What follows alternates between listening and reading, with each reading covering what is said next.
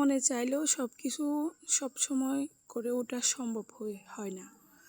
বিসমিল্লাহির রহমানির রহিম। আসসালামু আলাইকুম। হ্যালো এভরিওয়ান, সবাই কেমন আছেন? আশা করি ভালো আছেন। আলহামদুলিল্লাহ আমিও আছি ভালো।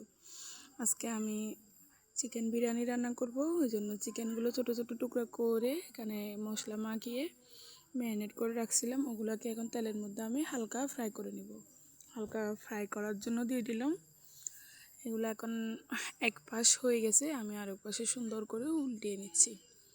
ওই পাশটা হয়ে গেলে তারপর এটাকে আমি নামিয়ে নিব। তো আমার চিকেনগুলো ফ্রাই করা হয়ে গেছে, এখন আমি সবগুলা নামিয়ে নিব। একে একে সবগুলা নামিয়ে এখানে আমি আলুগুলো একটু ফ্রাই করব। ফ্রাই করলে কি হয়, মানে খেতে একটু ভালো লাগে, মজা হয় আর কি। তো ওই জন্য আলুগুলো ঠিক সেম চিকেনের মতো করে টুকরা করে সুন্দর করে আলুগুলোকে আমি ফ্রাই করে নেব। মানে হাফ ফ্রাই করব, ফুল করব না। তো দিয়ে দিলাম। এখন এখানে আমি একটু লবণ দিয়ে দিব, না হলে খেতে ভালো লাগবে না।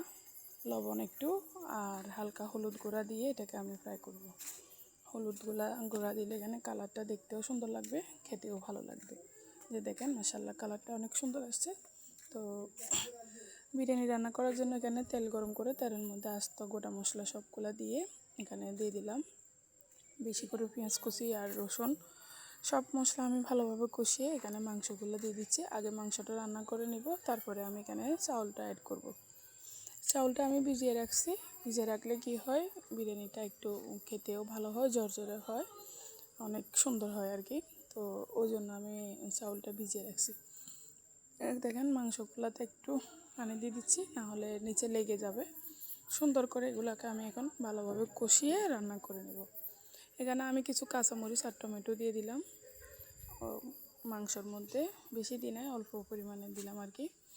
আমি আমার মতো করে রান্না করতেছি এটা। যদি কারো ভালো লাগে আপনারাও ট্রাই করতে পারেন।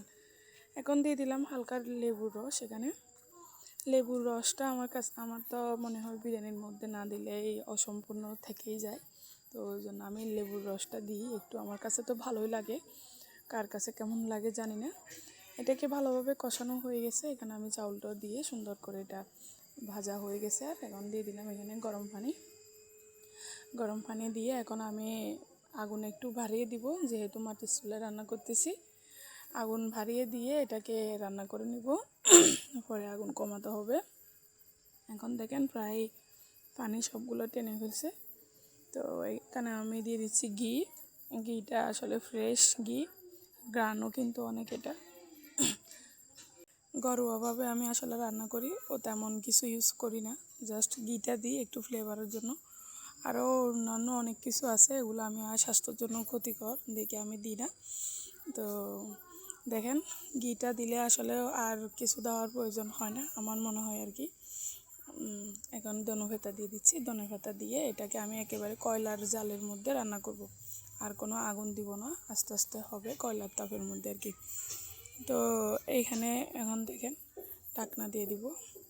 ঢাকনা দেওয়ার পরে আপনাকে দেখাচ্ছি কেমন হয়েছে। মাশাআল্লাহ দেখেন নিচে একটা তাওয়া বসে দিছি, না হলে নিচে লেগে যাবে।